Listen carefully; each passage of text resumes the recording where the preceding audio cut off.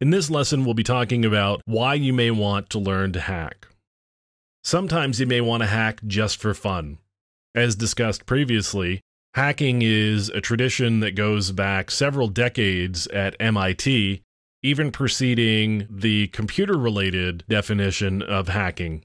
MIT has a long and storied history of hacking, sometimes of a computer-related nature, which in this case happens to be true, sometimes of a non-computer-related instance. Here, MIT's homepage has been hacked, or you might say defaced, to indicate that Disney is buying MIT. This was an April Fool's Day prank in 1998. And again, this is just kind of for the fun of it. Sometimes you want to make a social or political point. In this case, again, MIT. Bill Gates donated some money that allowed MIT to have a new building. He was coming to MIT to visit and to speak, and the Microsoft Windows systems that were installed in the entryway at the building were hacked to be running Linux instead. And you can see here Tux the Penguin is saying, "Welcome to the William H. Gates building."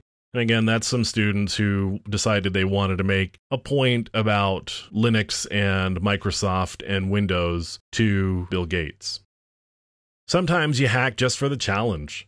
Here's an example, again at MIT, where some students turned the facade of a building into a Tetris game board.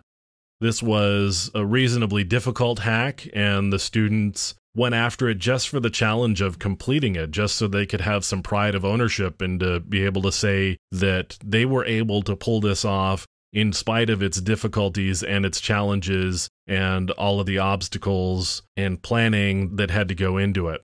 And they were able to pull it off, and they have those bragging rights now. So that was one that was just for the challenge of doing it. Sometimes you want to hack to prevent theft. And this is where we get more specifically into computer-related hacking. You'll see a lot of articles and stories in the news over the last few years about cybercrime. And here's an example. Data theft compromised fewer than 1.5 million cards for global payments. So there are some attackers who got into this company, Global Payments, and they were able to pull about 1.5 million credit card numbers during an intrusion there. So what you may want to do is you may want to learn how to hack in order to find holes in your own systems or applications, or your employer's systems or applications, so that you can fix those holes and prevent these compromises from happening because of the reputational hit that your company would have to take, or because of the loss of customers, or because that loss of customers may eventually lead to the company going out of business, which means you lose your job.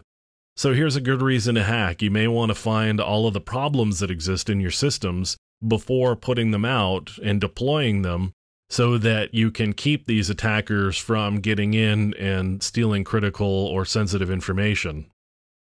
Sometimes you may want to hack to get there before the bad guys. Same sort of idea as the last one we were just talking about. Here's some attack code that was published for critical Internet Explorer flaw. There are a number of people in the world who go out looking for these flaws. They call themselves security researchers.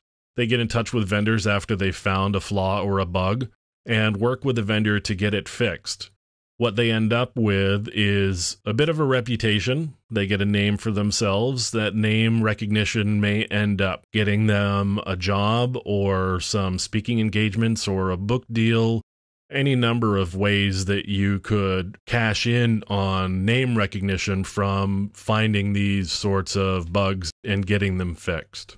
So you want to get there before the bad guys. You may think you're helping out a vendor. You may want to just make a name for yourself. And you want to find these sorts of bugs before the bad guys do. Because the thing about the bad guys finding them is they don't announce them. They don't get them fixed. And that makes everybody a little less secure. Finally, you may want to protect yourself. Hacked companies fight cyber criminals. This is a news headline from June 18th, 2012. We're starting to see these sorts of news headlines show up as companies are starting to retaliate against attackers.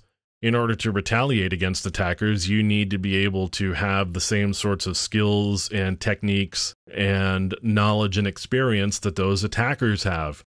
or your company may want you to learn to hack, or the company may want to bring in people who are skilled at these sorts of activities so that they can attack the attackers, and hopefully you end up with a more steely exterior and you get a reputation for not being a company that people want to go after.